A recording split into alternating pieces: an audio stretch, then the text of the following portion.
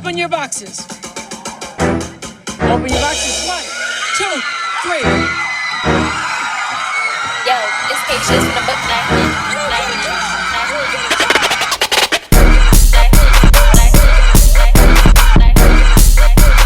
This is the voice of reason. I'm baby Oprah. Voice of reason. Voice of reason. How y'all doing out here tonight? Okay, welcome to another episode of the Voice of Reason. I'm your host, Baby Oprah, also known as Kadi. And today, I have not special guests. These are my behind the camera crew, and today they're in front of the camera because I'm forcing them to, so we can have some dope conversations. I'm sure all their faces look familiar, but I'm going to let them introduce themselves. So, starting on my left. What's happening, y'all? I'm K-Proetic, the producer, editor of the Voice of Reason podcast. And y'all seen me at least once before. But yeah, I'm here. Allik, I work here at the stew, producing, engineering, I'm an artist.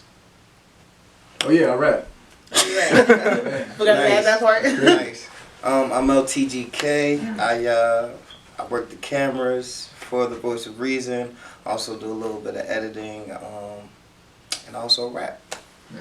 Okay, so I have them on today because I couldn't think about what my topic was going to be, and I don't have a topic. I have topics. And we have good conversation here outside of, the recording process. So I figure I have them on just so I could not be biased and get their standpoints on a lot of the topics that I want to talk about today.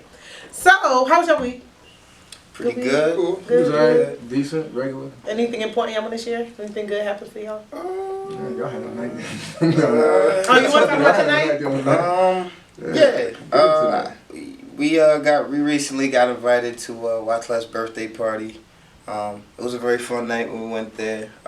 Me and him, he actually gave me the privilege of rapping with him, and it turned to like a verbal sparring session down there in his mother's basement. So that was pretty cool. The question is, who won? Of course, I gotta give it up to Clef, man. Yeah. Thanks for the experience. You know what I'm saying? It's definitely a lesson for me. It was dope. Clef, I got 4 for you. Just 4. 4 for you, Clef. Yeah, I fought back though. You know, that's what I meant. That's what I meant. Yeah, you feel me? Just don't be delusional. Well, okay, so this week,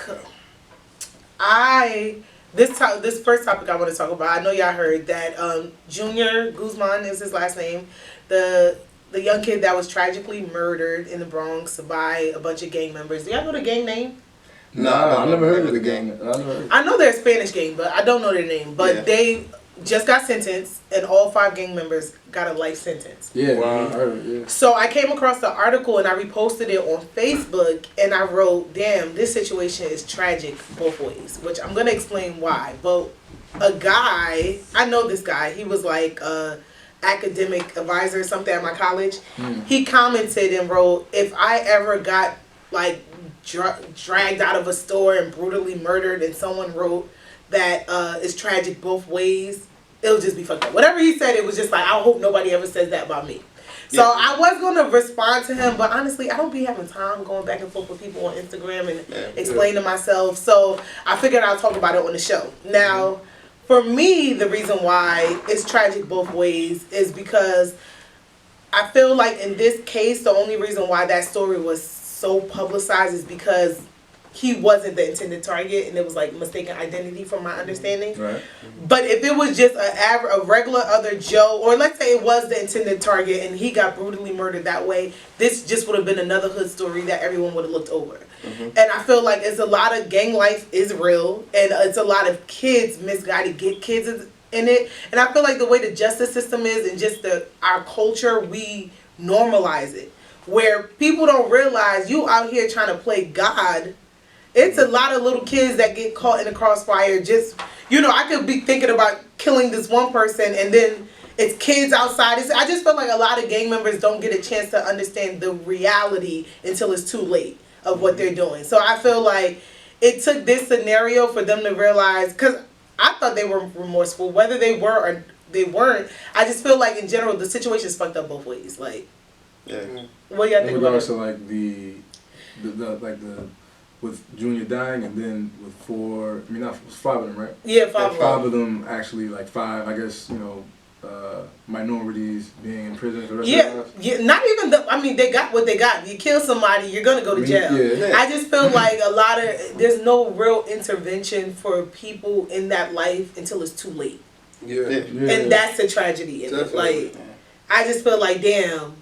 I mean, granted, everybody join gangs for different reasons. Everyone's life story is different, but just in general, our society has normalized it. Even in there's a lot of people out here with bodies catching a body and get 3 years. Yeah. Because it was gang related. Yeah. Like, I feel like this Junior situation, the only reason why they got life is because of the attention they got. And like I said, it was the wrong target. So the story in general was sad. Oh, so you feel like if there was no media attention? No, if there was no media attention, and if it was just, it happens every day. Yeah. People die. People are getting killed every day in the name of a gang. And if it's I feel like I know somebody personally whose brother was killed, and the killer only got 3 years. Because his brother was in the streets, and it's like, I feel like there's no real value for black life. Don't you feel like they would punish?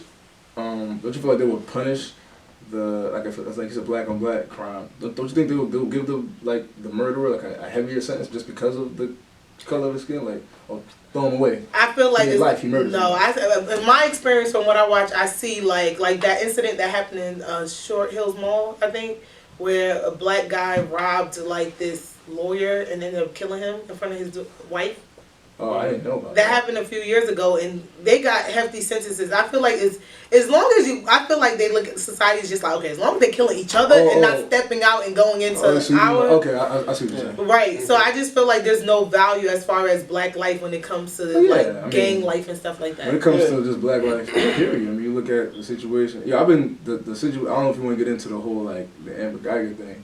Yes. Because that was probably one of the heaviest situations in recent years, but in regards to Aisha, she did everything wrong that a police officer could do, and received the most minimalistic sentence she could. But it wasn't the sentences; it was how she was treated in court. Mm-hmm.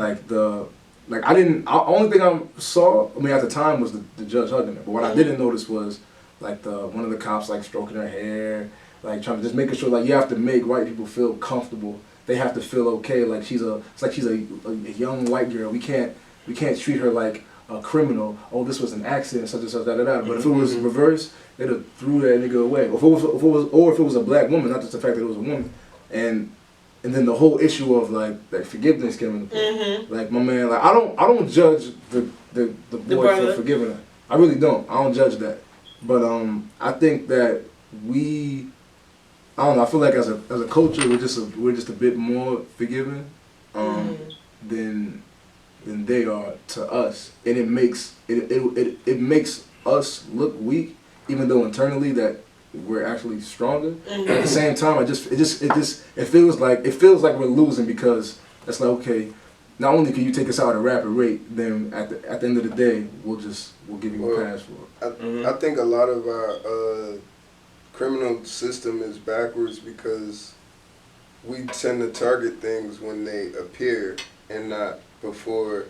You know what I mean? We should be mediating a situation or a type of action before it could even get to a person's brain. Why act out is just showing something deeper emotionally. That's what it is. There's no empathy for black people in crime, but there is for. I feel like all the nice gestures that she got, Amber Geiger got, was empathy. It was for some reason, you could empathize with her and whatever, to the point where they really view that what she did was a mistake. Yeah. But then you see young, misguided kids all the time and then get caught up in the wrong life, and there's no empathy whatsoever, and the justice system displays that. But that story, honestly, for the longest, I didn't want to read up on it.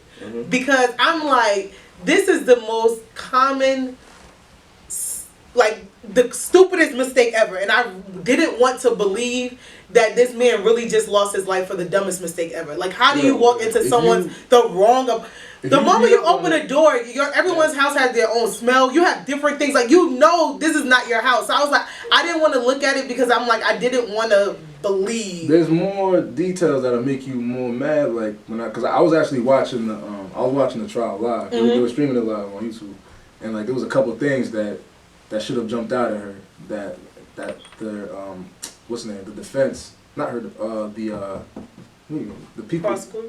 Yeah. Mhm. But they were using the first thing they said was like, yo, like outside of his door was like a big red net. When I saw that, it was like off the sick. rip. It's like, okay, no, this ain't me. And they was like, yo, how like tired were you? Then you went to a whole different floor and you walk in and like you look at the like. She like it was like, yo, how come your natural reaction wasn't to like back away, like, yo, somebody's in my crib. No, that's just a straight murder. And then like she waited, they performed CPR. The people that came, they performed CPR. She didn't even do that. She went and texted the dude that she was like messing with, like, yo, this just went down. So she did like literally everything wrong and got like the lightest sentence you could have possibly got. Yeah. How long did she get? She got 10. 10 years.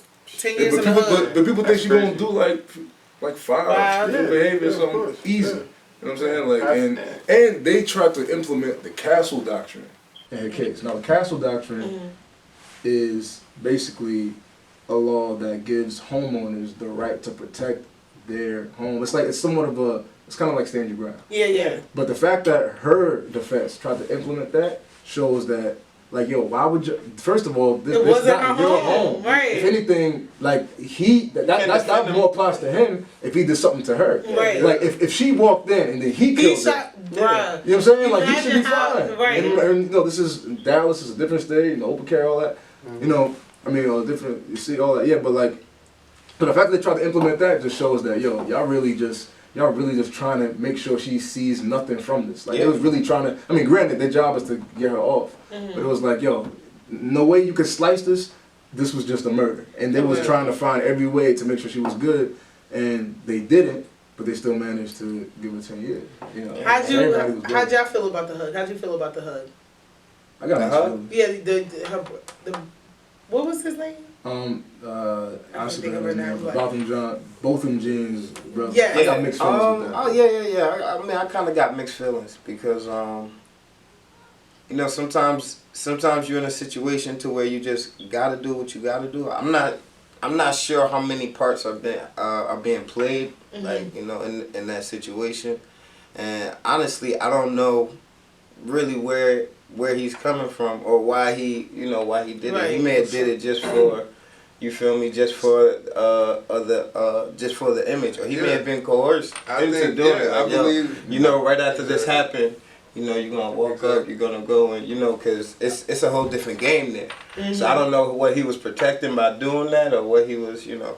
It's a different situation. So you know, I just got mixed feelings about it. You know, I don't really pass no he judgment. could have hated his brother. Ooh. You know what I mean? And he also could have been coerced because the way this situation looks is like, how can an outside person just go in? How can anybody wouldn't do that? Right. You know what I mean? So now that she's a police officer, she gets a little bit of, you know what I mean, leeway. Like, all right, she's an officer, that's why she would have a pistol and just walk in someone's house. You know what I mean? Yeah, and it just seems too, like, such an easy story. She gets the lightest sentence, you know, she gets to go home eventually, there's a lot of shit that just don't apply to us. You know what I'm saying? Yeah, that's a fact. These are privileges that just, exactly. you know what I'm saying? They don't apply to us. You know what I'm saying? So something else. that's just that's just how it Something is. more is going on in that. There was a black kid that got 46 for killing a police dog. 46 for a dog. Like, They'll give you the death penalty for that if they could. come on, yo, that's crazy. I They had didn't to feel bad. consider the dog an officer. Yeah, I basically. didn't feel some type of way about him hugging him because I don't like to tell people how to mourn. And one thing I feel like this whole wave of police officers killing, just the injustice that's coming to the forefront with black people and police or different races, I just don't like. I understand not wanting to just sit in anger, not necessarily forgive and be passive, but I feel like with black people, we spend too much time just being angry, like, and that's all we do. Like, we just be angry. We don't take the next step to really do what needs to be done. So I don't understand the hug, but I get it in regards to, like, all right, so his family, like, they were St. Lucian, they were very, like, spiritual. yeah, very religious. Like, he was, one thing about him is that he was like active in the church. I know the media was probably trying to find like a crazy pic of him. Right. But They just say he had weed in his apartment. All of that. They did the same thing with everybody. But like every picture we saw of him was like him with a nice tie. You know what I'm saying? And so that was. So I'm sure the media was pissed with that. But so you know he was saying like, oh, you know, I'm doing what I believe my brother would want me to do. That caused some controversy with people saying, oh, you know, if I'm dying and you know my brother hugs my killer, I'm gonna haunt you, you know, stuff like that. That kid, like in regards to how he felt he needed to do, I mean, like, yeah, that's on him. He probably was happy it was over. Like, I don't think people understand how gruesome trials are for family. Maybe he has a strength that none of us have. He's only 18. That's somewhat like impressive. At the same time, like that's just something that I know I cannot do. I'm gonna have a vengeance towards that person for I can't even remember. I don't know how long that would be. Honestly, if I was Amber, I would have felt worse about the hug. Like, you know how they say kindness ran over to him and, you know what I'm saying? I would have just felt even worse about what I did if she didn't already. Like, yo, you really just took like an innocent life. I think that's why he's receiving so much backlash from it because people internalize some of this event themselves. Like a lot of people are mad at them or angry than him. Yeah, no, yeah, yes, exactly. That's what you know it what I'm is. saying? So. Yo, Charlamagne was on T.I.'s podcast, the Expeditiously podcast, and he said that one of the main reasons why that happens, like even with the Dylan Roof situation, you know how, I don't know if you know that a lot of the church members that survived came together and they was like, oh, one guy put up a statement, I wasn't too big on it, but what is it is. So like, oh, you know, so, you know, we forgive him, you know, we love you, all that stuff. And this guy's just like a serial murderer, like, whatever. And he said that he thinks because of the presence of like white Jesus in the black church, all that since we know Jesus to be white, not we, but you know, then like white people, then we put them where God is. Right. So if our God is white, then we're gonna treat white people the same way because you know that's how our God looks. Right. He feels like that's a big part of it. Now, I mean, that is, yeah. So I mean, I don't believe Jesus wear all that stuff. I have a question about that. How you guys are all Christians? How do y'all feel about the white Jesus? I've always questioned how black people are. There was never a picture of white Jesus in my house, and I went to church regularly, but I didn't see nothing like that. I mean, I don't believe in even not even grandma. I don't remember. Yeah.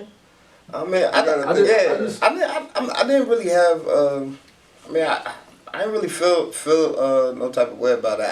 I mean, in my house, we had a couple white Jesuses sitting around. I'm glad you said it like that. Yeah, a couple white Jesuses sitting around, but you know, it's common sense because all you gotta do is read the book, and you know, if you could be mad at anyone, it'd probably be yourself.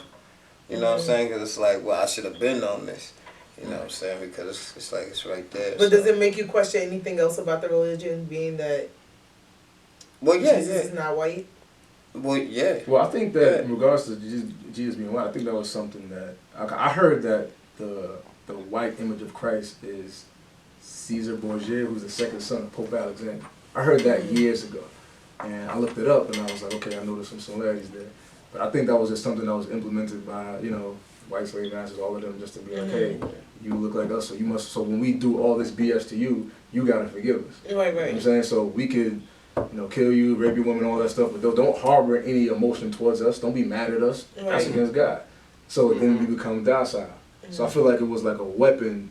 They used something that was mentally, to mentally enslave you, and use it as a weapon to make us docile and not fight back.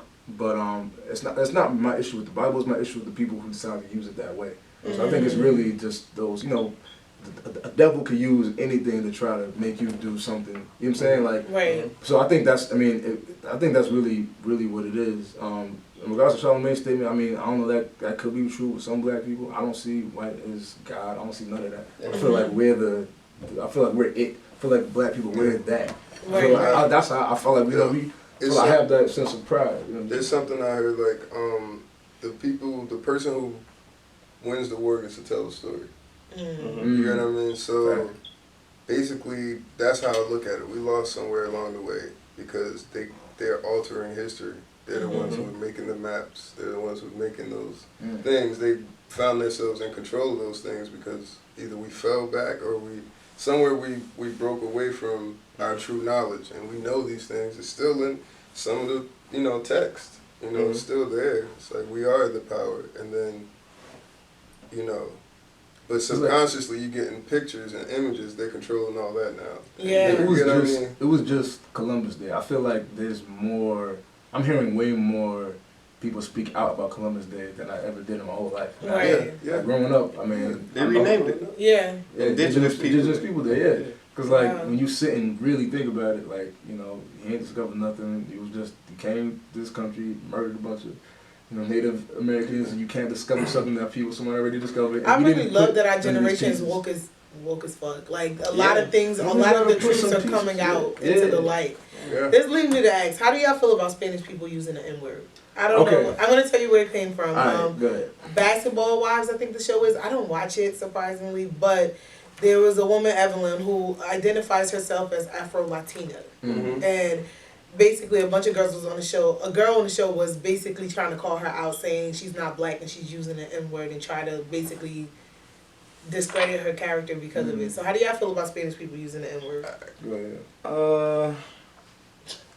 I don't know, man. It's like I got a couple of Spanish homies that regularly say I've never felt anything, right. And I think it's because I've just always seen that like historically, and I guess and we feel like granted they're not like black per se. Then again, I don't really know the history in regards to like I feel like I do more research there. But I was gonna say like in regards to like our struggle, like people always, blasting the Hispanics, like us being like the main minority who gets taken advantage of, the police, the jails are mostly us. So I feel like we had this kind of group together. Yeah, we have this like kind of relationship to where when they say something that's really correlated with us, we don't necessarily penalize them for it. Right. So it's like and they, a lot of them, we'll grow up with them. Like they'll be, look at a Spanish kid from North, black guy from North, the both urban. Like but I think where it gets kind of blurry is when you got a Hispanic that's like not urban and like I don't know, there's some girl named Gina Rodriguez I just found out about. She was saying the Fuji's line. What's the I forgot the name of the Fuji song. Oh yeah, I saw that video. She was on live just saying. Oh no, she said the Lauryn Hill line. The frontin' niggas give me heebie-jeebies, like all that. And then she just got wild backlash for saying that. She put out a whole apology, all that stuff. And I'm just like, I don't know, man. I don't know, man. For some reason, I don't know if it's wrong, but I do not feel anything when they say the N-word. It just don't hit. Now look, I feel like since they came, they're half black and half white to me in my mind. Okay. So it's like it's like the 60s. Nah, this is real life too. I mean, like they have us. If you're a human, you're a piece of us, and then they're a piece European, like Spanish. So I feel like half of their culture tries to identify like light skin in the 60s. Like if you could pass for white, they do it. You feel me? They do that and they'll live that white lifestyle. Right. But when they're in the hood with us, I think that's when I'm offended. I'm offended with the white one. The one that tries to, you get what I'm saying? I think it matters if you grew up in the hood or not. Black, exactly. Whether I feel comfortable or not. Are one of us, then yeah. Okay, no, you feel me? No, yeah. All right, so let's bring up, y'all ever heard of China Mac? No. Yeah, I did. You know China Mac, right? Yeah. China Mac. Rapper. Yeah, rapper. He's from I think he's from LES, Lower East Side. You know the battle rapper Jen, right? Yeah. Yeah, they had Asian? They had China Mac's Asian too. They had a situation back in the day where he ended up shooting one of Jen's friends in the club, the 10 years, all that stuff. But he's as hood as it gets. Like, and he used to say the word regularly. If I played China Mac's voice right now, you would not know that's an Asian dude. Yeah. Like, this is how it sounds. Born and raised in, New York City. But he used to say it a lot.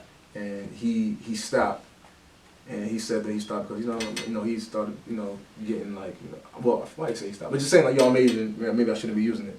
And then he was on this podcast, this dude named Queensflip was on his podcast saying, like, oh, why is it that, certain people can say it, some people can't? Should it just be nobody ever said or everybody should say it? Like, it shouldn't be tailored or something like that. Like, why is it that if it's just an offensive word? then why are y'all using it at all? Why are y'all just holding it? So, but I have different. You know when views on something's offensive, like, and when somebody's using it offensively, like we could take any word and do it, like bitch or something. Like when somebody like we can.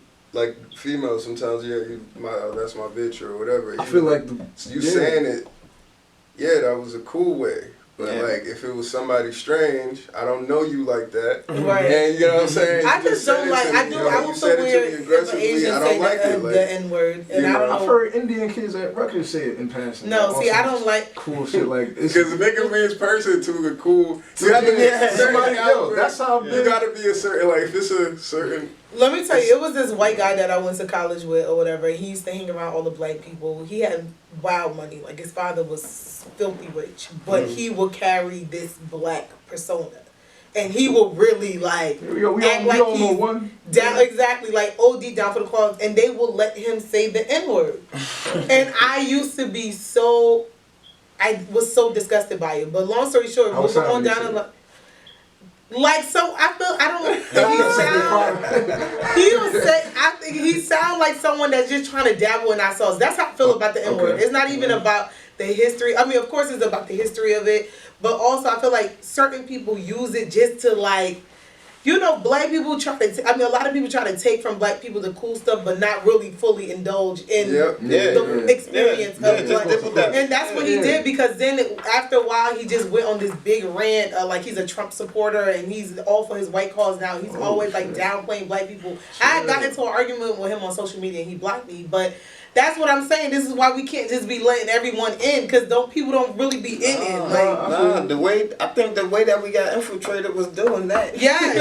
So that's how I feel with the N word. Like, I get it that it's in music and stuff like that, but I feel like a lot of cultures, and it's not just white people, like certain Asian people, Spanish people are different because I don't feel comfortable with all Spanish people using it. But if you're a part of the culture, like you from the hood, then I mean, the takes on it is. I remember. Mark Lamont Hill was talking about it, and he was on some like, he was talking to, it was on the Breakfast Club talking about it, and he was, and Charlamagne's been on to like, yo man, we like, why are we offended if somebody else said it if we said it? He sees it just that way, and Mark Lamont Hill was like, yo, I think white people are just mad at something that they just can't do. Exactly. You know what I'm saying? Like that's just, you can't, like now I can't, like it used to, I used to say this word regularly for hundreds of years. Now that things have changed, now I can't say it. But now it's a part of like culture. Right. It's using all this music, all that stuff, and it's like now it's like, okay, now I can't do this, and they're not used to not being able to. I can't just up and do this and it be all good. Mm-hmm. And those in regards to his point with the word, like the word bitch, right? Because I feel like that's kind of used in a similar way with women. Yeah. You know what I'm saying? Like I feel like a girl could say, yo, that's my bitch, all that stuff, and the guy says it's like, yo, don't disrespect me. Right. It feels the same way. But you could a guy could refer to a girl as his bitch in a positive manner to his people. I don't know. To his people and to her. I've seen it happen. I seen it like where it was like. No, people do. It's really how you use the word. That's true. Like it's you how say that's my bitch and that's a bitch. That's different. You say that's like. Yeah. But I mean, I feel like they're using the same. Like this other dude, man, what's this dude's name? He made a good point. He was saying like, yo, like if I'm like, nigga, like that's how we use that to identify with each other. Like, yo, what's up, my nigga? Like that's our thing. He was saying like if I'm walking down the street and I'm with my wife, like she said, alright, me and my wife, we use the word honey. Mm-hmm. That's our term of endearment. He was like, yo, if I'm walking with my wife and some other chick just says, what's up, honey? Like, it's like that. Problem. That's how we communicate with that word to each other. Yeah. Mm-hmm. He was like, and that was kind of it. He was like, yo, I don't understand why y'all kind of, because he was responding to a girl in the crowd. This was some lecture, and she was saying like, you know, it's in sense in songs, and it's, you know, it's so hard to, you know, the sense of da. And by the way, I gotta bring this up real quick, because Mark Lamont Hill had a great comeback for this. Because in regards to the whole it being in the music, he was saying like, yo, alright, so like a Lil Kim lyric. Mm-hmm. What was Lil Kim's? What's the name of that joint? Which one? I'm not even gonna say it because it's shit's wild. But I used to be scared of the dick. Yeah. Now I put lips on the handle it But if Lil Kim is saying a dope verse, then it gets to that part. As men, we gonna stop right there. Right. Then we gonna pick it up when that shit's over. They can do the same thing with the word with nigga. They can do the same, and that's just one word. They can just. They don't gotta sing the YG hook. They don't gotta. That's just not for you. But it's like, but maybe it's cool to be gay, but cool to be black. Right. Oh damn, that's so real. Yo, the funny thing is too, like as far as like for like the Latin community using the N-word, I don't really got a problem with it, but I just feel like they got so much of their own words. Like they don't gotta, you know what I'm saying? And we think it's cool too. You feel me? Papi, Dito, you feel me? Whatever. Like they got your lingo is just as fire. So you know, unless you are orphaned just around black people, because I grew up with a lot of Spanish people too, but their family was always thick. It was always with their community. You know what I'm saying? So it was like, you know, you don't gotta embrace my culture that much. You feel me? I call you my nigga because that's how I talk. You feel me? If you call me whatever in your Spanish way, you know, I'm not gonna take that and come bring that. You know what I'm saying? I'm not gonna start, you know, adapting that to my common language, like the way I usually talk. I think that is culture. That's culture. A little bit. Like, shit, you go to fucking China, nigga, and now, you know, now I wear little China hats now because I like that shit, and I'm gonna keep that, you know, in my swag now, like, cause I'm well traveled. But like, nigga is a culture thing, but then I just feel like some people just want to exploit it. Like it's like, oh, I can say it. I feel like nigga comes with a uniform and a thing. Like it's a whole. You gotta have more. You gotta have a little bit more. You know, this outfit to go with that this lingo. Well, you know what I'm saying? Like, y'all know the rapper Logic, right? Yeah. Like so, there's like it's kind of a weird thing. Like he doesn't say it really, but you know if you look at look at Logic, look at Drake, look at J. Cole. I see two light-skinned black people and a white kid. Bro, you know, if Eminem couldn't say it, then. No, but Logic is half black. Yeah, he just Logic. Logic's father, that nigga's a nigga, bro. But you get what I'm saying? That's how I feel about this man. Alright, he chose I'm white though. Like, they probably just don't want to keep explaining. Like, you know what it is? He just don't want to have to keep explaining himself. I mean, because he was on Sway. Because he looks white. He do. He looks white, sounds white. He was on Sway saying, like, you know, Sway was like, yo, how come you don't say it? He was like, yo, he said, I use it within my circle that know I'm half black. I'll be like, what's up, nigga, da-da-da. But he said, but if I, you know, say it to the masses, they're going to be like, why is a white boy saying? We look at J. Cole and Drake, like, they identify, like, with their, I guess, urban roots, so to speak. But, like, no, I think they just get a pass because they look gotta be there. Well, yeah, that's another thing. Logic, his hue, that nigga is just, like, he's white. He's not even light skinned. That nigga's, that's word. So, like, with him, it's kind of... You gotta pass. You gotta pass for black at least. Like, it's like niggas. Okay, to more lighter things, I want to ask. Let's get into Tekashi 6ix9ine. Oh, Tekashi snitched. Tekashi snitched. I feel like this is a perfect segue because he's about to come out and be the biggest star you've ever seen. And I said this. How do you feel about like the whole? I mean, we all get you from the hood. You don't snitch, but I just think it's so ironic that people are really putting all this energy towards him. Like, it was a meme that said, if y'all ain't do shit to George Zimmerman, y'all better not touch Tekashi when he come out. Because it's a lot of, like, it's a lot of people saying... George Zimmerman still got a good one coming. People think it's safe because all this time is went. I feel like one day we're going to wake up, it's going to be... He's going to catch a goodie. I agree. But I think Tekashi... First of all, I agree with him snitching. Because, okay, no, I'm not going to say I agree with him snitching. I just think it's so weird for grown-ass men to put their faith in another man to not tell. I just feel like if I'm going to commit a crime, I'm going to do my shit by myself. Okay, we cool. If, let's say we both went down for a crime, right? And then they tell you that, okay, let's use Corey, for example. He has a daughter. If they tell you, like, you either tell us what happened or what was her part or your daughter is going into the foster care system or whatever. Your family is going to be affected. Me, I don't care how cool we are or anything.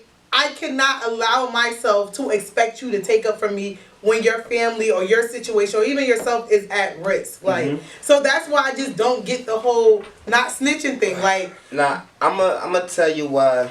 Like I'm gonna tell you why that's wrong. Like, you gotta understand this about ever being involved with the hood or, you know, people that you with. This is a business. Even whatever's going on, everything that's happening is still a business. And when you're involved in something, you're involved in something. You know what I'm saying? So if you have a part that you played or that you seen you played, whatever they give you, that's what you accepted when things was going good. You accepted that the possibility could always be this.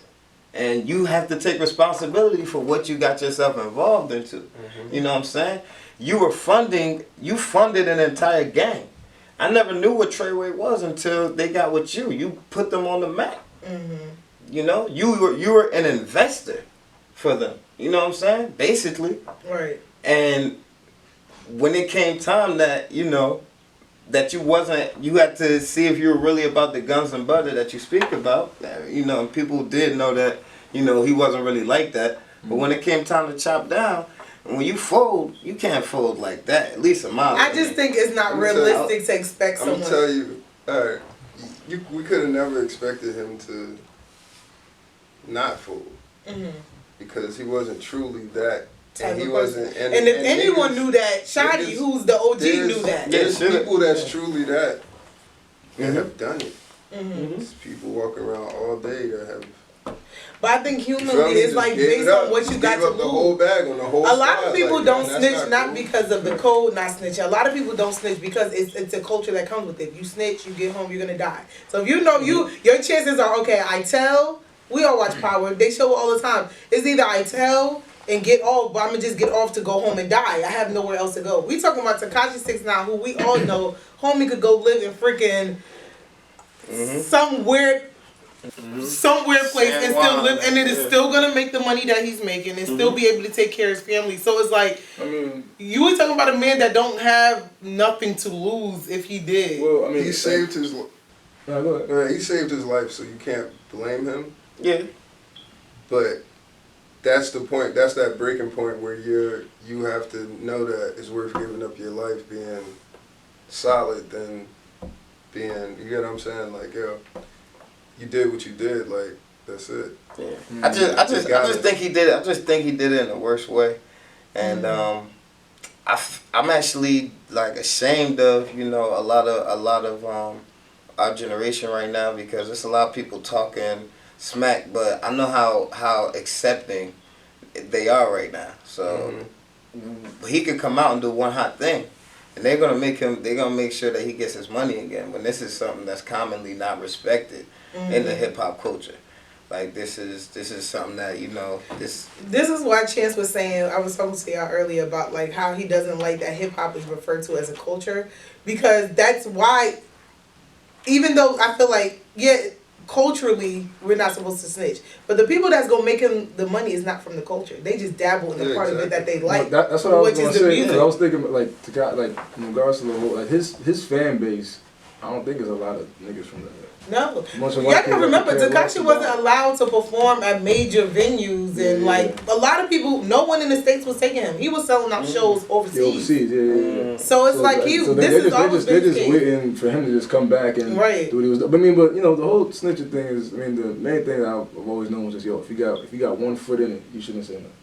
And if you're not, if you're not involved at all, then you're not going to be penalized for it. But his situation is kind of weird, because it's like, okay, so like but no, he did, like, regardless if he was really not that guy, like, he put it out there that he was. And, you know, you wearing the flags, you flagged up, you touched my gangster this, like, no, you was talking that, so now people thinking you. It wasn't him. It was it was Shadi and them dressing him up to be that and gave him the fuel to, like. Shadi got, like, a crazy number, too. I think he got sentenced, like, double digits. He got the worst. Like, but he was, like, the OG. Like, that nigga should have been leading them a different way, but whatever.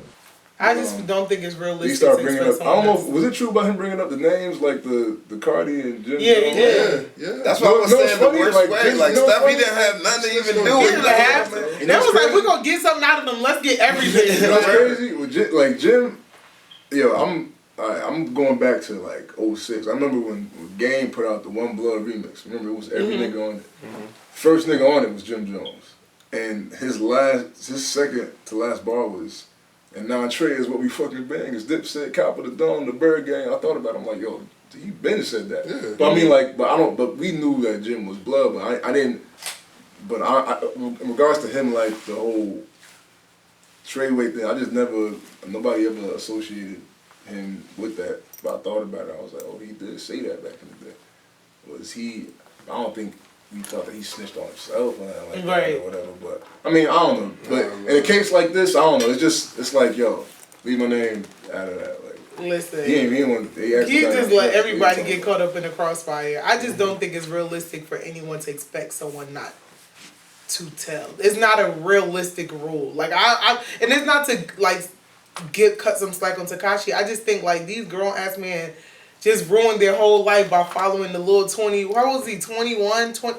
Knowing that he's not a gangster, knowing his and for Shadi to be an OG, he's the person that's supposed to be most aware of stuff like this. Like he's supposed to be the one to look at somebody like, no, this ain't the one. Even if we're gonna get involved with him, but we're gonna make sure he don't know nothing about what's going on because I could tell he's a snitch. That to me, that's what happens when like they let people pay their way in because he got paid to do it. It's like you being you're trying to mix two worlds. He's trying to be a gangster and a businessman. Right. And he has the business mind. Any businessman that sees 6ix9ine knows this is a money bag. He's a money bag. Let's grab him. Right. But now you mixing in weird stuff. And they just grabbed all that stuff. It don't matter how it come. You had that, I saw him, and him. Yeah. They taking everybody. You feel me? And if you got a weak link, you got a weak link. I think like they're gonna go for that guy. They're going for him. They ruled it out until now. And they were going for him when they realized they tried to kill him. Yeah. You get what I'm saying? So man knew he knew too much. Well, I know he's gonna come out and be a whole millionaire. So at this point, he is right now. Yeah, and he's not even out yet. Yeah, we'll see how that goes. I think it's gonna be. I'm interested in how his what's his tone gonna be like. Right. Talk about what's his music direction gonna be and all that stuff. They gotta be really well calculated. He might be good for a while, but either way, he got more life. He got a son, a daughter. You know what I'm saying? I mean, yeah, if you take the music out. Niggas is hunting. People gonna be hunting.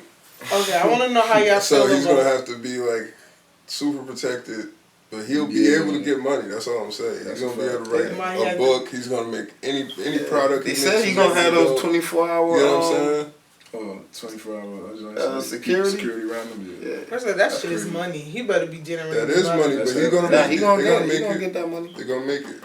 All right, let me ask y'all about. I'm sure y'all probably don't know about this because this is girl stuff, but both of y'all have kids. So, G Herbo, y'all know G Herbo the rapper. Yeah. He used to date a girl named Ari. Her name is the real cow sister on Instagram. But they had a son together and they broke up. So now he's dating someone new. Yeah. And she's dating someone new. Well, she was dating. I don't think they're together now. But there was this big blow up on social media because his baby mother, Ari, saw a video of him holding his son with the girlfriend in the room. And clearly the girlfriend and the big mama must have had some back and forth or a lot of animosity. So the rule was he was not allowed to bring their son around the girl. But him and Tiana, which is Fabulous' daughter, are seriously dating now. Like they're in a real full blown. Oh yeah. You said Fabulous daughter? Yeah, Fabulous daughter. That's who that is. Yeah, Tiana. Wow. Well, it's his stepdaughter. Oh, stepdaughter? Yeah. No, because I followed you here online, so I see him and her all the time. I was just thinking like age. I was thinking how old Fab was and how old Gio Herbo was. I was like, he young. Yeah, he young. No, I know he young, but I'm thinking like Fab daughter, Gio. Well, whatever. Go ahead. But I want to know: do you feel like your child's mother, have a right and a say in who you're dating? And is it realistic to say that your child can't be around a new partner, or vice versa? Like if your child's mom is dating a new guy. Yeah, me and my daughter's mom, we broke up fairly early after she was born. So around, I guess like a year, maybe when she was like a year and a half. My daughter's mother, she wanted to have her first boyfriend, and she thought it was crazy that Did she have a conversation with you, or did you just? Well, kind of, but it wasn't like she brought it up to me like, hey, this is what I want to do. Like we happened to be talking one day, and then she just happened to mention that she's talking to somebody. I mean, I'm like talking to somebody, like. You know, and still, with your daughter's mom, your kid's mom, it's like y'all could be broken up, but you still kind of feel like ownership over them too. So you be having respect, but you still, talking to somebody. What you mean? So in the beginning, it was rough because she thought it was very weird that I wanted to personally meet the person that she wanted to be involved with. But I just wanted them to know, like, yeah, I don't know what she gonna tell you or whatever, but I'm gonna always be around because, you know, we got this little kid going on, so you gonna know me type thing. Word. Yeah, but she always thought that was like weird or like, you know, off the wall. So Not at all. yeah, I think that's important. I don't feel like enough men do that. Yeah. I don't think enough men do that. Yeah, so yeah, she thought it was awkward. So we always used to conflict on things like that. But in the ideal world, I think that yeah, of course, you know, you want to keep your relationship with, you know, your co-parent as healthy as possible. So however you got to compromise, you know, it would be good to keep the other one aware. But yeah, I wasn't privileged with getting that like that. I don't know. How do you feel about it? I feel like first of all, when you separate from that situation, or when you separate, you know, when you have a child or whatever, y'all, first of all, your goals for a family change. Mm-hmm. So now your goal once for your family has to now change for the goal for you and your kid and, well, this other person. Now it's like 3 different relationships we're working on. Mm-hmm. So, but now as far as you with the kid, now it's like, yo, you want to control as many aspects of the environment as you can. Right. Really, because, you know, that's the important part now. You can't really care about the other things. You know what I mean? So Like the relationship. but if they do come along, yeah, exactly. Now, let's say they do, which has happened, she went and she had a boyfriend or whatever, and I'm like, well, that's cool. But, you know, that has nothing to do with, you know, what's going on. It wasn't really cool. Yeah, no, it is cool, you know, because you should want your if we ever had anything, and I love you seriously, you know, so I want you to be happy, you know, I want you to, if that makes you happy, but when it involves the child, you have to know that that's when, if the father is anything or worth anything, he's going to say something or do something and want to be like, you know what, this has to have its limits, or it has to, you know what I mean, have to have its whatever involving the child, that's all, you know.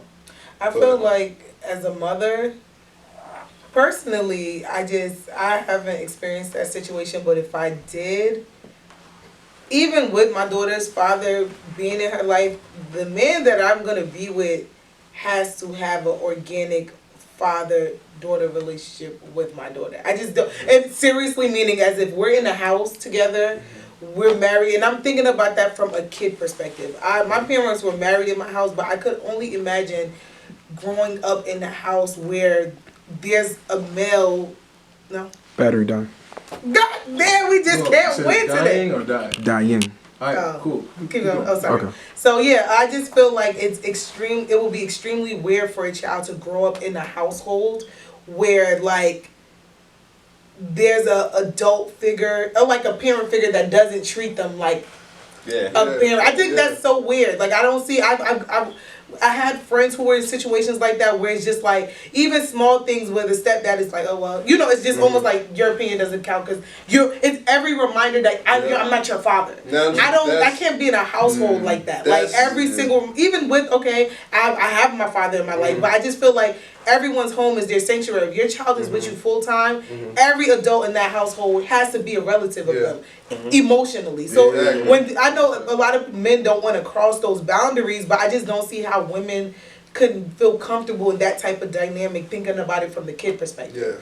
Now, as far as that's the case where it's like I would want the same for me. If my child's father was dating another woman, this girl better be treating my child like that's your daughter when I'm not in your household. So if she's going to her dad's, this better be somewhat of a mother figure. I don't feel competitive. I feel like once a relationship is over, this is just me. Once we're not together, whether you chose to leave me or I chose to leave you, if you, like most people say that women are bitter. But I feel like once a man chose to go be with somebody else, ain't no bitter bone in my body. I might be hurt. I love you. I wish the situation, our relationship worked out. But once someone chose who they want to be with, what you gonna do? Like, I don't want you back. I'm not gonna force you back. Like, nobody should be that desperate. So I feel like bitterness is such a pointless emotion in the case of co-parenting because it's like, especially once another person is introduced to the relationship. But as far as meeting and like, I felt like that situation with G Herbo and Ari, I just thought it was weird because it's like, how would you expect? Did she say why? Like why she don't want? He just don't want her. But no, this is the thing. She made it the way the context clues was like clearly she feel like this woman is hating on the child, like because you have something against the mother, which happens. But to me, in that case, it makes me look at. I would look at my baby daddy some type of way. Or how could you, if I feel like someone is truly emotionally harmful to my child, as a man or as a parent, how could you feel comfortable laying with this person? Of course. At night. So I don't know if she just feel, if I have any type of course, if someone's like, if someone's going to be around your child, you should press them. Like, you want to see who they are. I want to be around you. Like, just like you said, I want to be introduced. I want to introduce myself. We got to be besties. Like, outside of my baby daddy or the big mom. I want me and you to have a relationship, and I feel like a lot of co-parentships don't work out that way. I'm not gonna lie. I would really feel weird about that. About what? About having, you know what it is? It's like if I have a child and granted me and my wife don't work out, and then she move on, I move on, and then with the child being so young to the point where they're calling the other person like dad or mom, I'll feel weird about that. No, I don't. Don't do that. Yeah, no. That's not what I meant. I'm calling my child is not calling nobody mommy, mom or dad. I do need my position to be solidified. That would definitely break my heart. I think it's more of an emotional thing for me. Like I want this person to treat. Like I feel like even if a child knows, like okay, I have my father, I just feel like being in your mom's home or being in your dad's home, and there's this, and then think about it. Children have independent relationships with each parent. So it's not just, even when you're still together with the parent, a mother is a mother to that child, father is a father, even if y'all stay together. So it's like that independent relationship, like you see those videos with the little girl when the mom start kissing the dad and the little girl push her away. That's how, like, because children have independent relationships with each parent. So I feel like even if the parent is not with their biological parent, just another woman, I feel like I'm the closest thing to you, and it's almost a competition if another, like, let's say the baby mom or baby dad don't have a relationship with me, it feels like competition in a sense, and uncomfortable. Honestly, I'm gonna say a lot of times, like, people won't know, but it has a lot to just do with the other parent, how much you want to be involved in that part of their relationship, because I realized for me, I just didn't trust my daughter's mother to make the right decision, you know, in the deal. So I'm like, man, I don't know about you yet.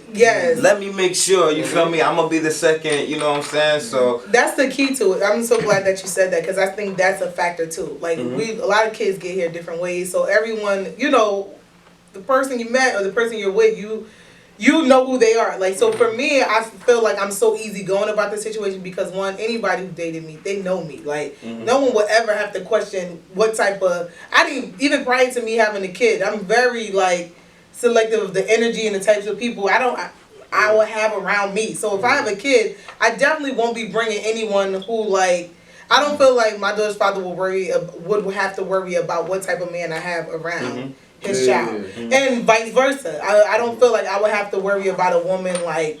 You trust his judgment.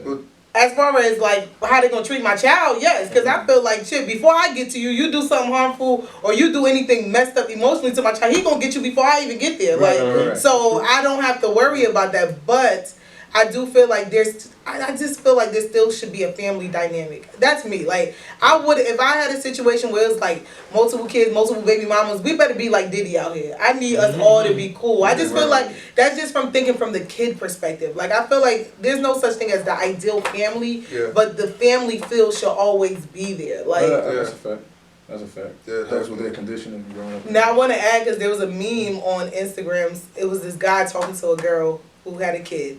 And she texted him like, "Hey, I need $40 for my child something. Like, I'm sure I need some money for my child."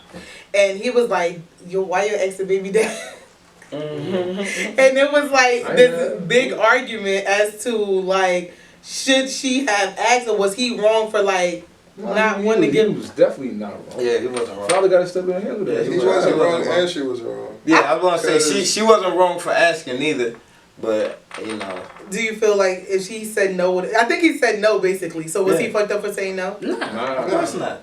Of course not. He has to. You always gotta keep solidifying your position. You can't let anybody else run off wild with that But mind it also of what refers you to their do, what you do, and what you're here Because for. if they have that deep enough of a relationship, the stepfather of this kid, man. Yeah. Yeah, they You know didn't what say I mean? what the relationship So was. if it's I don't know you like that. Yeah. Where's the, you know what I mean? Where's the Right, person right. you spending all your time with? Because that's what it breaks down to. Like, Yeah, I think it this depends. person's taking all your time and attention, Yeah. and you giving them, you know what I'm saying? Right. It depends more Deal on the with them. relationship. The relationship with the man and the child more than the man with the woman. I feel like I'm saying in regards to her Yeah. asking him, like it depends on like just because y'all are tight, I feel like you should ask him for money for your child. Like how is he with the child? I feel it's Right. more important. I think it depends on the relationship. Like if Oh, you yeah, are yeah. with somebody, as a mother, I just don't get like how moms, being a mom is your identity. So I just feel like your whole dating scene is a little different. Like, why would you be laying with? I mean, it's one thing if you just like, I'm out here, I'm single, living my best life. But I'm talking about if you in a serious relationship with somebody, and I will assume that if you got to the point where you were asking him for money, I just feel like you shouldn't be laying with nobody and in no relationship with nobody that don't look at your child like, oh, I'm gonna do for them. In that case, I don't know what her situation was, but especially if you in a situation where you ain't getting no help from the baby dad, it's like, okay, this new guy gotta understand that's the situation. And from the door, I feel like as a man, if you're dating somebody with a child, you really gotta know what the situation is before you decide to take that. Of course. Take that leap, because I do feel like by default you put yourself in that role where you gotta, in a sense, carry that responsibility Even if you don't with her. take it on fully, you're still gonna be the figure. You know? Right. Yeah. The male figure at times, or even more majority of the time, maybe.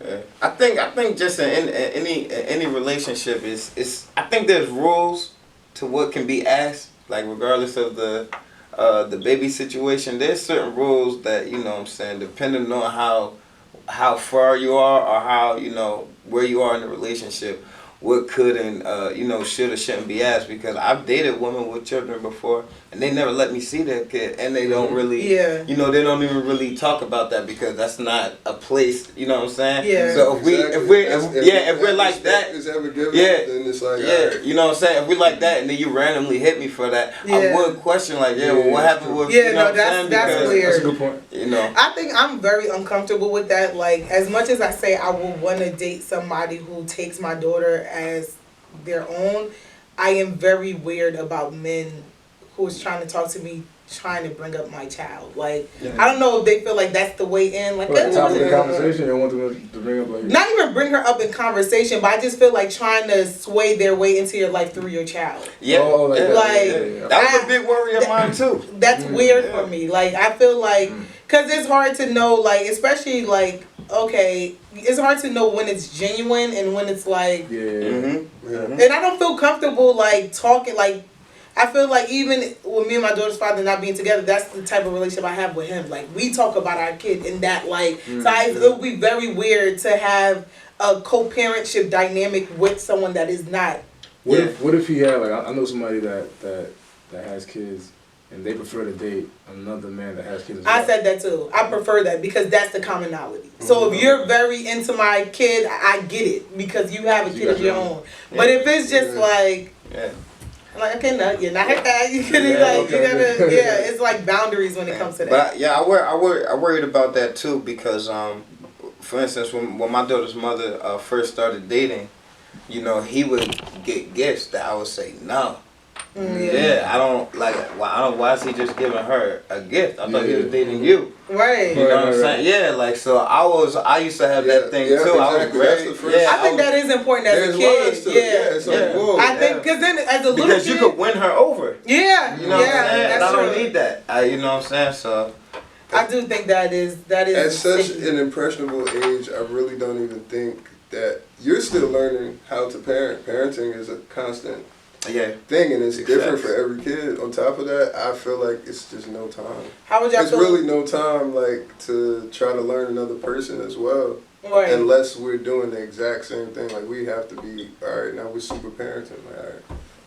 I do think as it is a sacrifice. We all know we should have kids when you're married and this, but granted, that doesn't always happen. But I do think that when that is not the case, the sacrifice that parents have to make is your dating life. Like how you choose to date, who you choose to date. I honestly, even with you saying that, it really makes me question whether you should date anyone seriously until your kid is old enough. Yeah. Because I think that's a sacrifice. So they can understand, like, because think about crazy. the people who were, like, they were in 2-parent homes and then the parents broke up and how devastating that was. Yeah. They're already coming in with my parents aren't together. This is strange. Yeah, this is not a solid foundation. Mm-hmm. You know what I mean? So you want to keep it as solid as, possible until they can truly understand, like, that's regular. Oh yeah, they're dating or whatever. Right. They like, you know what I mean? I think you should be able to compartmentalize, certain aspects of your life. Like, you can keep your child at bay of something that you're not sure about. You know what I'm saying? So, like, if you're trying a relationship out, of course, not on the third date. You're not going, okay, this is Jeff. Like, nah, yeah, that's a little crazy because you don't know where things are gonna end up at. But I do believe in your child growing with you. Yeah. And seeing you grow, seeing you, you know what I'm saying? That's like I try to be open with my daughter about anything, within the realms of keeping her head, not filling her head with crazy stuff, but kind of let her know what's going on so she can see the transition. If there's a time that I'm doing financially bad, I let her say, yo, I'm bad right now. Then when I'm up, I can say, you see, like, I had to do this, and that. And now, you know what I'm saying? So they can kind of see the growth. Because, I'm still growing too, even though I am, to her, I'm just daddy. But it's like, I'm still learning too. Life is long, like, it's a real thing. So, How would you feel about someone disciplining your child? Like, let's say the other parents get in a serious relationship. Let's say even marriage is involved. Yeah. How does discipline? It's an absolute not. It's an absolute not. Yeah. The thing is, for me, one, cause I have a girl. Girls are. I have a daughter, so I always want to keep her feeling that it is. I don't hit my daughter. Yeah. You know what I'm saying? I can yell at her. Have a stern voice and just point at her and she's gonna break down. I don't never have to touch her, but I always want her to feel foreign about a man putting her hands on. Absolutely. I need it to always feel like the most awkward thing that is ever. real. So I need her, to just like, that is so she don't real. get touched by boys. She don't, she don't let that happen. I don't, if I could keep her most uncomfortable now, then she can do it at her pace. Well, you have a son. How would you? For me, it's even worse. It's even more that because I don't even when I reach to touch him, I want him to put his guard up. You know what I mean? I respect my space. I'm a person, not only a child. I'm a child, but just respect a person's space. So he'll always have that. And do you remember? I don't know if it was a couple years back. It was a football player. His girlfriend. He basically killed his baby mother's son. Yeah, exactly. His son got killed by the guy. You feel me? By the boyfriend, like trying to discipline him or snapping out or whatever. Now you gotta learn another person and learn this person with your child. Like, all right, is he gonna take it out on the kid? Because you could have that where you do that to the kid. Shut up. You know what I mean? Yourself. Yeah. So now you're telling the person they have to now make all these conform, and that started to happen with you naturally. And you still slip up on it yourself. Right. So it's a lot to try to put on a person. And that's why I just see it like, what? It's not that until the kid is not so needy. Right. But they're not, you know what I mean? Where it's like, all right, they're a little older. You know what I mean? That's not, it's a whole separate thing. That is weird. They see them here and there. Because kids could be whatever. Some kids are bad and, sometimes you got to teach them. But I just feel like, as a parent, you don't even feel comfortable putting your hands on your kids. And they will make you want to hit them, bro. And you just like other people. But think about it, when you're around other people, badass kids, you just be like, I wouldn't touch no one kids, but you be like, they are so annoying. Yeah. But if my kid is doing something typical kid stuff, I don't feel, I might get aggravated, but it's a certain extent. Well, I'm a toddler, so it doesn't count. Everything she does is cute, but just I do believe all parents understand that your kid, like you're immune to your kid. So I just feel like bringing someone into the picture, they don't have that natural immunity. So it's like, even they might just spank your kid, but the energy might be coming from a different place. Like you have to discipline your kid. The space it comes from with your parent, like you said, I think it's so like weird. Your uncle beating you, like right. But it's so weird that you said that because I was raised by my dad. Like majority of my life, like my dad had to raise me and my sisters. And we're all girls, me and my sisters. And hitting, like my mom was the disciplinary. Like she would be the one like, I gotta beat this out of them because they go. But my dad hitting, and I can't even count on how many hands he's ever spanked me. And I could have been 14. He spanks. He never took a broom, never, and it was never this big attack. And I just think it's so foreign. Like even when I hear about domestic relationships or just relationships where people think it's so natural for y'all to be fighting, like physically. I think that is so weird. Like it's so weird. I mean, I don't know. Disciplining is I think it's different now. Like, I come across, like that share the same sentiments with not hitting their kids. But I think that I feel like that can work. You could discipline your child in other ways. I grew up Haitian. I got beat. Like, that's just how that was. But like my father beat me and my brother. My mother kind of beat us. My sisters barely got touched. My youngest didn't get touched at all. She's the only one that missed that. By the time she was born, that was out of the wave was over. The whooping wave was over. But I had the type of parents that hated every time they did it. And they were vocal about it. Like, they really, and I realized that later. When I was younger, I thought that they probably liked it because I was always doing something dumb, like, you know what I'm saying? So, it happened often.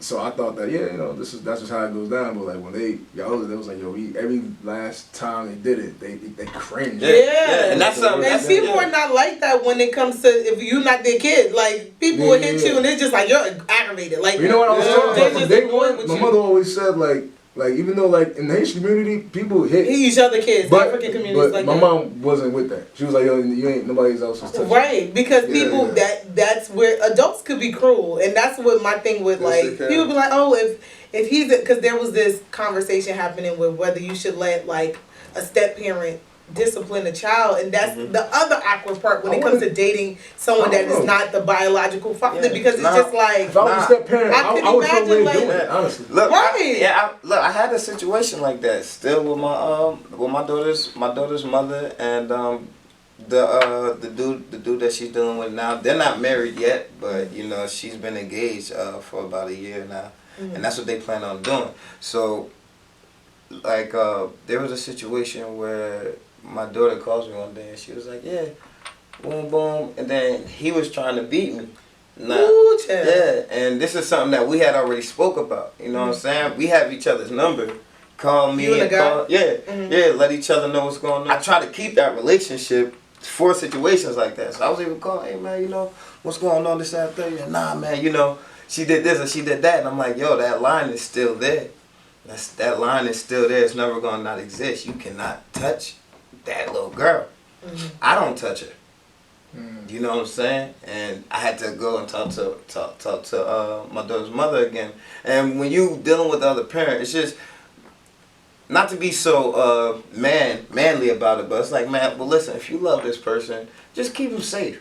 Because there's not too many ways for me to react, and I'm going to show my daughter how much I'm willing to go, how far I'm willing to go for her. Exactly. I'm going to try to make sure she sees, like, baby, I don't play about this thing. I don't play about you. You know what I'm saying? So it's like, I had to let my daughter's mother know, like, yo, man, you have a big part to play in keeping everything okay. I'm trying as hard as I can, but you gotta make sure you cover your half too. I should never have to speak to him. You know what I'm saying? That's a fact. You should have had that conversation before I could have. So you know what I'm saying? So, how do you take it? What you know? He was pretty cool about it. He's not that bad. He's not that bad of a dude. He's not he's not that confrontational. So he was pretty cool about it. He seemed like he understand.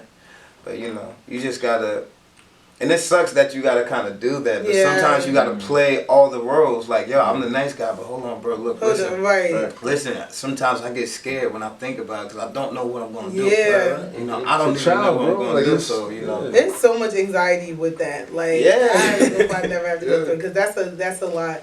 Now, the last thing I wanted to talk about, I don't know if y'all saw the video with Kanye talking to Kim, saying that he gets anxiety from her being so too I sexy. seen Yeah, a clip I of saw that. I think I did see that. Yeah. How? And mind you, her argument was, you built me up to be this person, to embrace my body, be okay, be comfortable with myself, be sexy. And now, I guess because he's on this new finding God wave. He came out with that. Oh, Yeah. you're saying like she's I mean, too revealing or He's something? basically. That was like his He promoted trophy that. of it. Right. Like, he But now knows he's that. back to Jesus walk. He gotta make Kanye. up his mind. Like, but that's what wasn't gotta she? deal with Wasn't that, she bro. always sexy though? Yeah. But yeah, bro. Like, she even she- prior I think to he's him, saying bro. being sexy. Like she's being sexy. No, You know what I'm saying? It's because she's a mom now. I think it's because he's on this new wave of just finding Yeah, his God full and Christ gospel, and his gospel thing. thing, that he's off that wave. And I think that's really the don't scariest thing about dating someone is that we're always evolving as individuals. Exactly. Yeah, And then the person you evolve to might not end up being compatible with the person you was with this whole time. I think that's the biggest battle in Yo, relationships. I believe that compatibility is really a choice.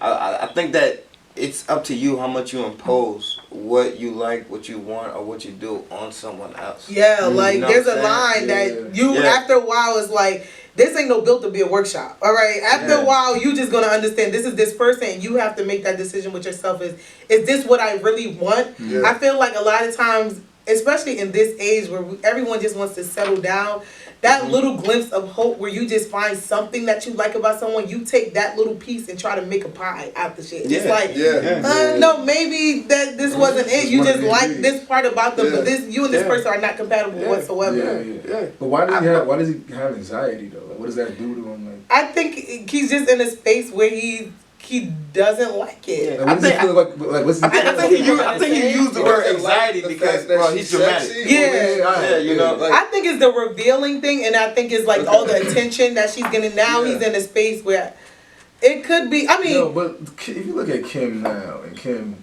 like 10, 15 years ago, we know her for the tape, and I don't know. I think she posed Playboy. I don't know. I think she married the guy, whatever. But you look at Kim now with the whole like being a mom, even what she's doing with criminal justice. yeah. Like I feel like why is it now that you feel all this way? You feel this way. I mean, I guess you said because of his whole, I guess him stepping back into religion. I mean, he's probably, you know what it is? This whole finding God thing probably humbled him, because we got to be honest, being at regular men, you're not in the limelight.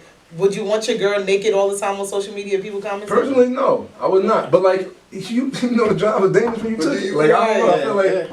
I think he's coming down off of that ego high. Do you think it could have been a publicity type of What? just I don't know, people do things you gotta make events happen. I think Kanye was just stuck in his ego, because before Kim it was Amber, and he was all about look, I'm just going to get my trophy wife. Went and got Amber out the strip club and was just promoting her as my sexy bitch. But I think he's transforming into a different type of person now. Now you're a father, man of God. So you're not. I feel like he was the typical rapper of just having bad bitch and be that, and he was basking in that because I can respect him wanting her to be less revealing. I can respect that, but I believe that you gotta work with people. You can't just come like that. That's imposing. That's you kind of making what you want to just happen. That's just and it's what like it she had to work this on herself, so that has to get worked back down. This is something that you gotta chip away at. Hey, put on a little bit more panty this time.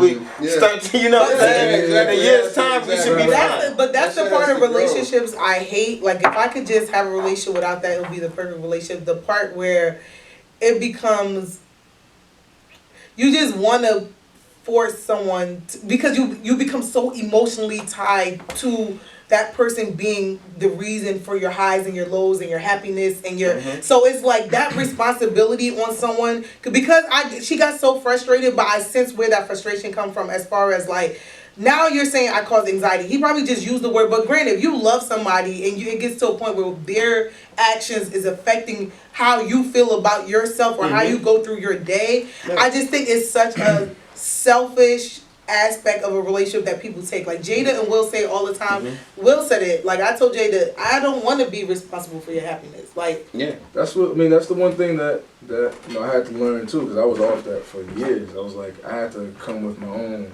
happiness. You need to come with your own. Then we bring ours together, right? And then we're just happy. I can't throw all of that on you. That's a big responsibility for you to make me happy all the time. Right. Like if you're not around, I have to still find my internal happiness, my peace and everything. Right. You have to find yours. So basically, that was one of the main things. That was the most important thing I had to learn. And when I sought out like not real counseling, when I spoke to people, it was like, yo, you have to have your own happiness. Wife she has to have her own happiness. Come together, then y'all both happy. But throwing that on somebody else is actually pretty selfish. I get the make someone make you happy as far as like wanting someone to do nice things or whatever, emotionally feed your heart. I'm talking about when do you know how to detach from something being like, I feel like we get in relationships and we get so invested into that person's journey and their life that we allow it to emotionally control how we feel. Like at what point in a relationship do you say, okay, this is a you thing you're going through? Like as far as like, okay, Kanye Kim. She's doing her sexy thing for her. She's a mother of 3. She's trying to be a brand. I don't know. This sexy thing could be something that's uplifting for her. It's a her thing. You know what I'm saying? As long as she ain't cheating and doing that, this is a her thing. At what point, I feel like there's a point where someone has to say, what as an individual, you have to say, okay, no, this part of me, you do not have access for just because we're together. It's hard when it comes to like religion and spirituality. You know what I'm saying? In regards to like, put it this way, let's say Kanye was like, let's say Kim was every day at 3 o'clock, she's just like a tub of Ben and Jerry's. And Kanye's at the gym every day. Right. You know what I'm saying? And he's on some like, hey, look, man, I'm really on this wave right now. You gotta, something yada yada. And she's on some like, I'm kind of cool where I'm at. That's kind of, that right there is kind of a little different. It's like, all right, well, that's kind of your journey right now. Yeah. You know what I'm saying? Like, and that shouldn't really affect their marriage like that. I mean, granted, I know when it comes to like eating and all that stuff, there's different, like, there's health stuff, but I'm like, that's a bit different there. But in regards to him wanting to, I guess, embrace his faith more, if he goes like heavy into that, then that actually might affect their marriage situation, because, you know, if he wants to follow like those laws and abide by that, then there's gonna be a certain way that Kim's gonna need to be, and Kim's probably like, yo, honestly, I'm not there right now. Yeah. So that could make it a little heavy. Yeah, I think for me, I think it matters the space that it comes from, because it shows like how genuine or what you're being genuine about. So in Kanye's situation, it came off as very selfish. When the things that you want for her should be the things that benefit her. Right. So when you're saying things, it should be for like in her best interest. It is in her best interest. Well, no, but it's not looked at that. It's coming from the perspective that it's not in my best interest. Right. Well, you know what I'm saying? So he didn't tell her like, yo, this is what, like, you should dress like this because you look wild. Okay, it's more so like it's making me. It's making me. But all right, look.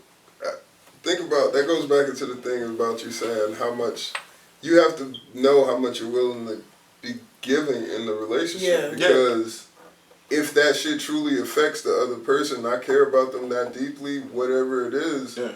If it's within my bounds, then we're gonna change that shit. Yeah. No, that's true. What I'm saying? That's true. If it's not, if I'm not connected to it, I got this thing. Hurting you. I got this thing that I say a lot about a lot of my friends. I could get almost anything from all of my friends. You know what? Because we like the friends I have, we have that good of a relationship. But I wouldn't do that to them. I know they would do. It's like. If you only had $100 left in your pocket, but I really need that $100, me asking you for it, that may be what you invested to do as a friend for me. Right. But what type of friend am I to expect you to do that? That type of pressure. But now, this is what I'm saying. It shows the selfishness. Like, I'm willing to do that to you, because of what I want. Yeah. You know, and it's like, people, I love that you said that because people always say like, oh, I would do it for you. Yeah. But it's like, but I would never put you in a position to do it. Exactly. That's where you That's know where what you're dealing with. Like, people get caught up in relationships like that, in that part of a relationship where it's like, you feel obligated to sacrifice something of yourself because you feel like, oh, this person will tell you I would do the same. But then you look at your relationship resume and it's like, I would never put this person in a position. Look at Kim though. Look at Kim. He done went through his mental breakdown. He done went through his all types of wacky Kanye stuff, and sis was still. And if you listen to his song, what is it called? Leave. Off his last album, Yay. I don't feel like that song, but it's a song dedicated to Kim, and it's basically saying like he was saying, bro, at this point I fucked it up. I know you want to leave. Go ahead and leave. And she said, I'm not. I'm pissed as fuck. She was still had a whole Trump phase, and she didn't agree with it, but still by his side. The world was hating him, and she was right there. Yeah, I mean, that's true. Yeah. So I think when I feel like you do sign up for that when you say, you already signed up for that compromise when you say, look, I'm a single person. But now I'm going to change being by myself all the time. No, I think before you get in a relationship, so we have to make environments together. We have to make sure we like. I think that's agreed. You know what I mean? I agree to a certain extent because I feel like as an individual, when it comes to before you start dating, one thing that a lot of people don't do is I think that you do have to sit with yourself and ask yourself, what am I willing to compromise and what is off the thing? Because it's like you could date someone you love and they be like, I want you to be an atheist. What you want to be like? I was always told never compromise your values. Yeah. Got your values, got your morality. Those are things. The minute somebody tries to step in and make you compromise that's clear. But not even as you go through the relationship, not just your basic values, because there'll be things about you that, like for example, let's say I become this, like, you know, your life is constantly going to change, so your values are going to change. Not your general values, but I'm just talking about basic things that are important to you. Like rap, you love rap. Let's say you get to a point, like it gets to a point where it's like, okay, I want you to be a stay-at-home dad. You have a kid and it's like, life changes, like, okay, I need you to be home. I don't want you going on shows. I don't want you. You know, T-Pain talked about that. He was saying, like, you know, when he was trying to make it, his wife had just had kids. So he was like, look, I'm still trying to make it in this industry, so I'm in the clubs late at night in studios 6 a.m. just trying to live the life, not even just doing the work. I'm over here trying to live the rapper life because I know this is what's going to get me in. And I discarded like the whole dad life or whatever. Like he was there, but he wasn't there in his kid's life how he should have. So he said he felt like he had to rearrange his values and really be like, okay, no. At one point, this was my life. But now that I am a father, I want to change it around. So I just feel like every now and again, you got to take time aside for yourself and say, okay, what am I willing to compromise? And what am I not? That's true. How deep was the compromise? Like, since the, it's like an anxiety thing, like how, if you're helping, if it's going to be like taking the $100 or giving the $100, like, you know what I mean? If it's a good thing, that if that person is aiming for good, like she's a mother now, like you were saying, she's doing all these good things, eventually she's going to come around to that. Like, yo, I don't want my daughter thinking this is cool. Like, I don't think this is cool no more, you know? And she's going to come around to that where he's feeling, because that's starting to, there's changing their dynamic in general by even being married and they're taking on a different role now. Y'all not living like two people dating and just famous or whatever, you know? So, I don't know, man. I think in regards to the T-Pain situation, like, I was gonna say that's a matter of like right and wrong, but then again that might be blurred because I mean, if you're just getting signed and you just starting your career, then you're not gonna be around as much. But at the same time, you do want to be a father to your kids, so it's not necessarily like for the wife to say, yo, I want you to do this. That's something like, hey, well, you know I was gonna.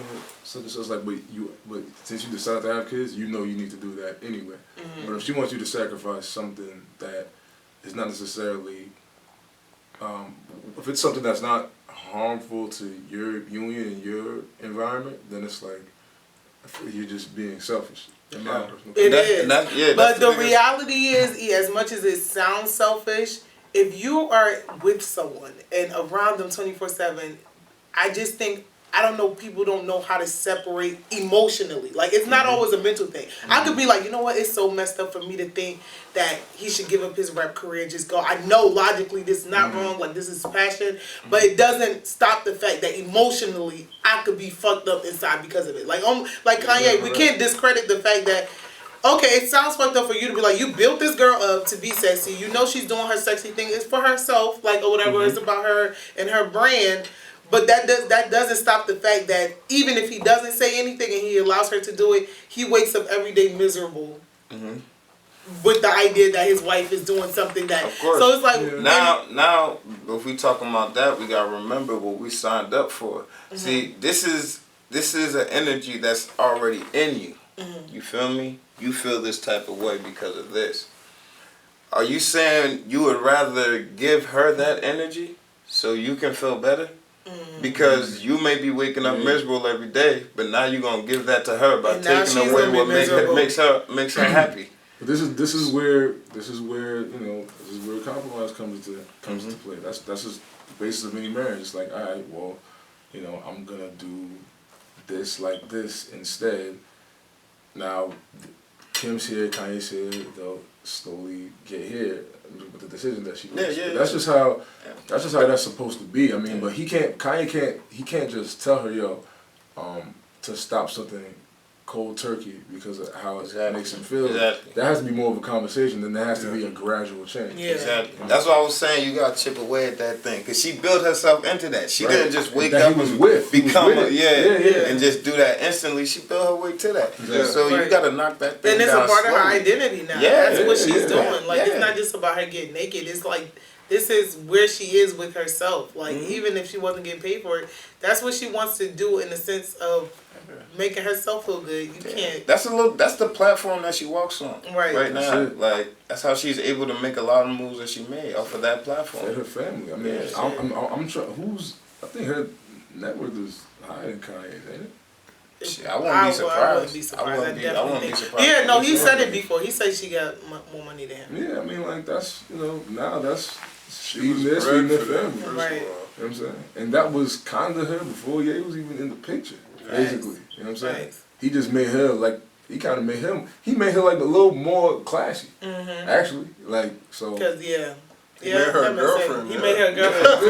Yeah. And now a wife. Like, that's what I'm saying on the other end. Like, that's why it's kind of weird. She's gonna eventually come the full circle. Yeah, of course. That's why I was looking at. I'm like, he built her to be like. Right now, she's in like her most like. I feel like that she's in that clean package right now. Yeah. So I'm like, so I don't know, man. It would have been. So I feel like now it's like she's probably like the best she's been. So it's the fact that he's getting all this anxiety now. Well, I don't know. I guess this might be the whole religion thing or whatever. But yeah. Well, thank you guys so much for stopping by. Even though y'all been here all the time. Thank you guys. See you next week. Thank This is the voice of reason. I'm Baby Oprah. Voice of reason. Voice of reason. How y'all doing out here tonight?